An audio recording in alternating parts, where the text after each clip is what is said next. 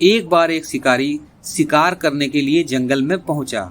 उसने अपने तीर पर बहुत ही खतरनाक जहर लगाया और शिकार को निशाना बना के उसने तीर को छोड़ा, लेकिन उसका तीर चूक गया और तीर एक पेड़ पर जा लगा। वह पेड़ बहुत ही हरा भरा था और बहुत सारे तोते उस पेड़ पर रहते थे। जैसे ही वह जहरीला तीर उस पेड़ पर जाकर लगा, वह पेड़ धीरे धीरे सूखने लगा और उस पेड़ पर जो भी तोते रहते थे वह एक एक करके उस पेड़ को छोड़कर जाने लगे। उस बड़े से पेड़ के कोटर में एक बहुत ही बूढ़ा तोता रहता था, जो बहुत ही धर्मात्मा और अच्छे मन का था। सभी तोते उस पेड़ को छोड़कर जाने लगे थे, लेकिन वह बूढ़ा तोता जाता और दाना लेके आता और उसी कोटर में आकर बैठ जाता था, परंतु उस पेड़ को छोड़ने को तैयार न था। बूढ़े तोते के साथियों ने कई बार आकर के उसे समझाया कि यह पेड़ सूख रहा है और किसी दिन गिर भी जाएगा, चलो किसी और पेड़ पर चढ़कर रहा जाए, परंतु वह बूढ़ा तोता वहां से जाने को तैयार न हुआ। एक बार देवराज इंद्र तक बात जा पहुंची।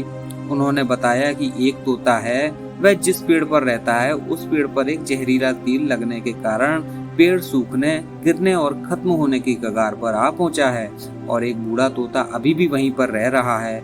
वह दाना लेकर आता है और वहीं पर रहता है, जबकि उस जंगल में बहुत सारे पेड़ हैं, लेकिन वह उसी पेड़ पर रह रहा है। देवराज इंद्र प्रकट हुए और उस बूढ़े तोते से कहने लगे कि आप बहुत धर्मात्मा हैं, बहुत ही अच्छे मन के हैं, लेकिन आप इस पेड़ को छोड़कर किसी और पेड़ पर चले जाइए, क्योंकि यह पेड़ कुछ ही दिनों में गिर जाएगा। तालाब के पास से बहुत से बड़े बड़े हरे भरे पेड़ हैं, बड़े बड़े कोटर हैं, उन पेड़ों पर फल भी लगे हुए हैं, उन्हें वहीं पर तोड़कर खा सकते हैं, परंतु यहाँ से आप चले जाएं।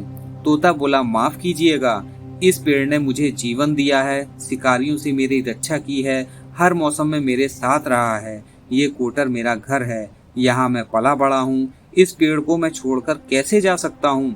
इस पर संकट आया है तो क्या मैं इसको छोड़कर चला जाऊँ? मैं ऐसा कभी नहीं कर सकता। देवराज इंद्र तोते की इस बात से बहुत ही प्रसन्न हुए। उन्होंने तोते से कहा, मैं आपसे इस बात से बहुत ही खुश हूँ, मांगो जो आपको मांगना हो। उस बूढ़े तोते ने कहा, मुझे बस इतना मांगना है कि जिस पेड़ ने मुझे जन्म दिया, जहाँ मैं रहा, पला बढ़ा, जिसे आप मेरा जन्मभूमि भी कह सकते हैं, आप इसे फिर से वैसा ही हरा भरा कर दो जैसा ये था। देवराज इंद्र ने अमृत से उस पेड़ को सींच दिया, जिससे वह पेड़ पहले की तरह हरा भरा हो गया। अब फिर से उस पेड़ पर तोते आकर रहने लगे। वह बूढ़ा तोता कुछ समय तक और जिंदा रहा, फिर उसकी मृत्यु हो गई और वह स्वर्ग में चला गया।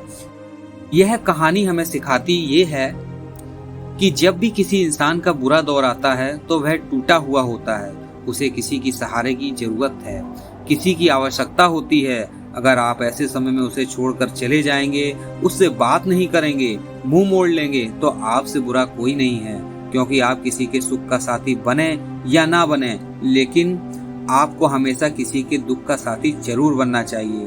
दोस्तों, आपको ये कहानी कैसी लगी कमेंट में जरूर लिखें और ऐसी ही अच्छी अच्छी कहानियों के लिए चैनल को सब्सक्राइब जरूर कर लें। फिर मिलेंगे, धन्यवाद।